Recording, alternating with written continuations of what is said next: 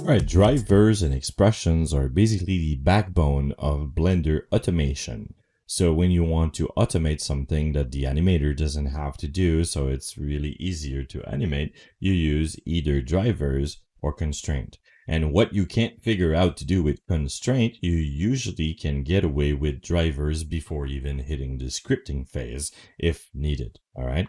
So if you want to follow along with the current example that I'm using, you can open 09 drivers and expressions.blend. So you've got a very simple scene, all right, where you have a propeller that is already parented to this bone, and then you have another bone here.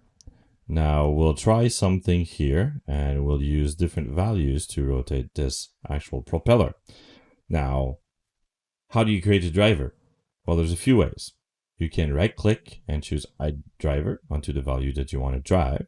Or in a very simple case, if you want to drive the value directly with an expression, you can simply click in the field and then you use the number sign, which is telling Blender, hey, I want to input a driver.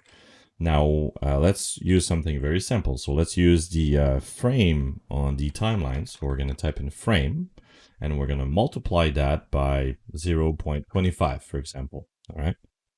And I put 8 instead of multiply, so let's make sure that I'm using the multiply sign, and then press enter. Now you'll notice that it turned purple, meaning it has a driver. All right. So you'll also notice that it picked up a little rotation because it's multiplying the frame value by the actual value that we entered. So right now it's doing frame times 0.25. All right. As you can see the degrees cranking up until the timeline starts again. So that's one way to automate spinning. For example, you have a field of wind turbine and stuff like that, and you'd like to automate the actual rotation. Well, this is the simplest way to do that. Now, if you would want to have control over that, let's delete that driver and let's use another method. Now we can use another object in order to actually drive that rotation. You can use an object, you can use a bone, you can use an armature, you can use an empty. It doesn't really matter. An object is an object. All right, so I'm going to select this bone and I'm going to go right click, add driver, and then you're presented with this little window. And you see that we have different types of driver. For example, there's average values, sum values, scripted expression, minimum values, and maximum values. I usually use scripted expressions and sometimes, very rarely, average values. Now for this example, I'm going to show average values real quick. It says error. Why? Because we have a variable, but nothing is specified in the variable.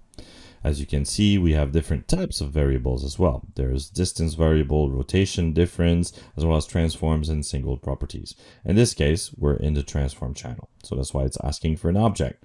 For there, we can use either an object, the cube itself is the propeller, so we're going to use armature, and then from there we can specify the bone. So we're going to use bone 001, which is this one. So by default, if you take a look at the driver again, right, you'll notice that it's using the X location in world space. So if I update the dependency, sometimes you will do something and it's not working. Try updating the dependency to make sure that it's registering the new value that you entered.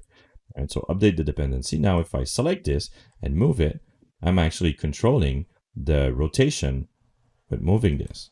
Now, I could alternatively also use the rotation instead. So if I go and edit the driver and specify here, well, I want to use the Y rotation, and I will use the same thing, XYZ earlier, which is the same thing set to that driver value.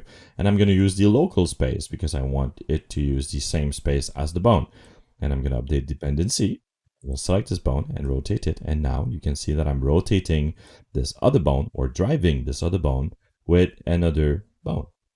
So that's one way to do it. Now, the reason why I prefer using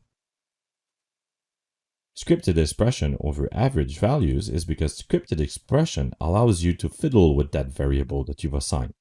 For example, here you can see the expression is var plus 0.0, which makes exactly the same thing as you would have with the other option. Now, what is fun with this is that I can actually change that value and do something like multiply by, let's say, 2. So if I update the dependency, now for every half a revolution of that, the other one is going to do 2. All right, so A full revolution will do too. So it's something like that that allows you to, make something like gears and such rotate very easily. And with different size, you can simply use a different multiplied value, and you'll be able to get pretty close to have something real instead of physically simulating it.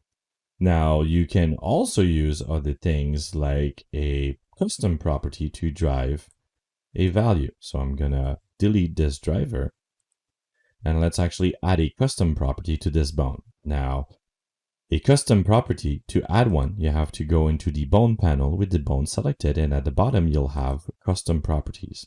Now, if you click on the add button, you're presented with a property that is called prop.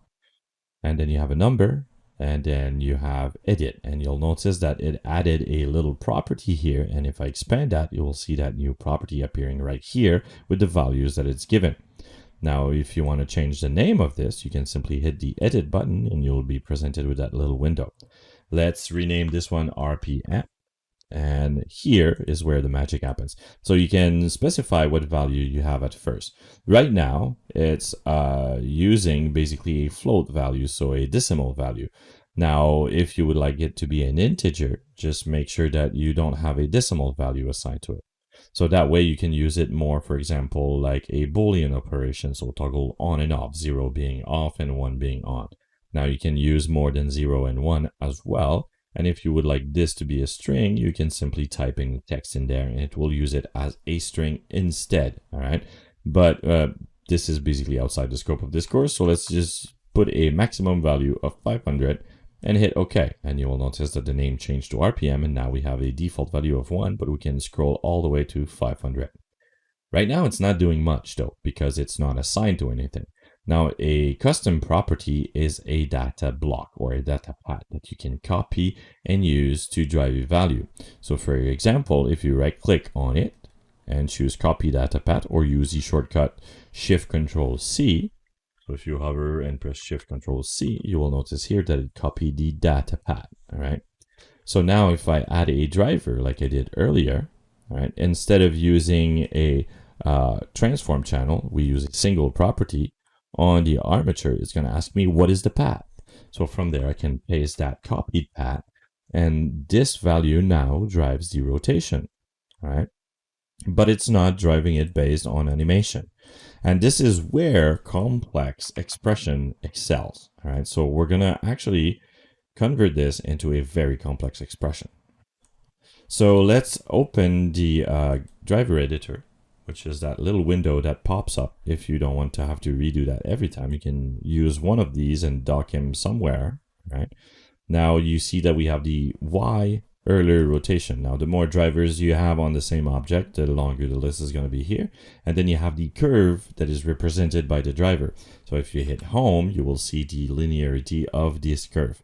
Now, you can specify if you want a Bezier curve, a linear curve, in the F curve here, but usually the default will work fine with drivers. In most cases, I prefer having linear and unless I want a certain effect. All right. So in most cases, you'll want to have this set to linear. All right. So going back to driver here, we can use an expression, and you will notice that the expression uses the variable that is there.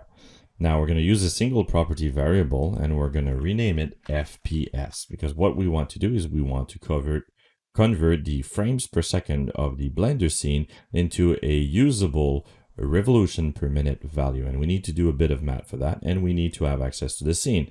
So you'll notice that if we select single property value under property here, we can use anything, right? Including the scene. So I'm going to select the scene, and I'm going to select the current scene that we're working in.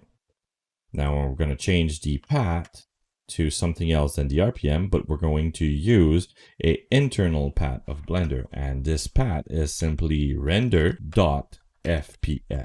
So we're basically saying to Blender to take the FPS value and replace it by the render settings of the frames per second, and then take that to our advantage.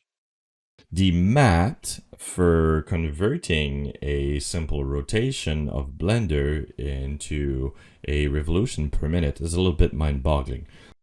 In the background, Blender default rotation unit is radian, and it's not doing a full rotation as a radian. So in order to make a full 360 degree, you need 2 pi radians in order for that to happen.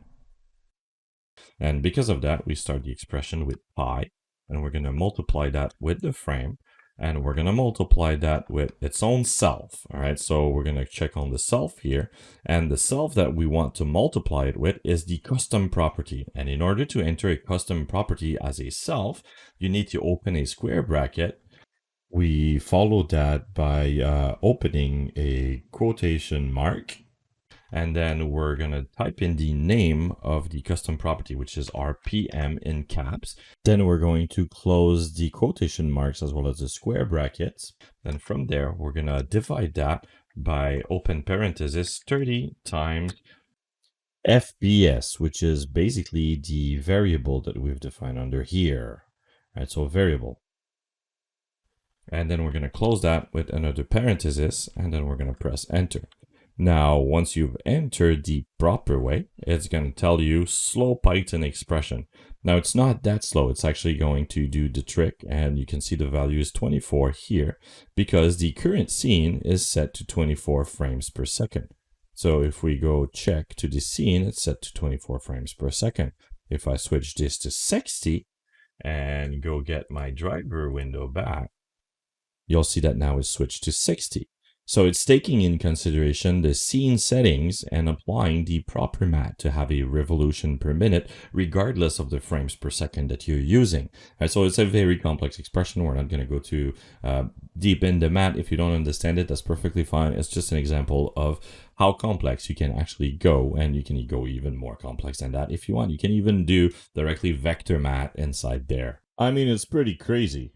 All right, so let's see what that does. All right, so now if I play the timeline, regardless of the speed here, if I crank the value here, it will give me a proper RPM value, and you get that wagon wheel effect as well. So expressions and drivers goes a long way into automating tasks. And regardless of the speed at which the frame rate is playing, this should properly convert the proper amount of speed or revolution per minute based on the frame rate. Right? Pretty crazy, isn't it? All right. So yeah, drivers and expressions is really something that you want to experiment with. And it's something that takes a little while to get a grasp on, but once you get a grasp on and understand basic maths, you can do magic with this thing.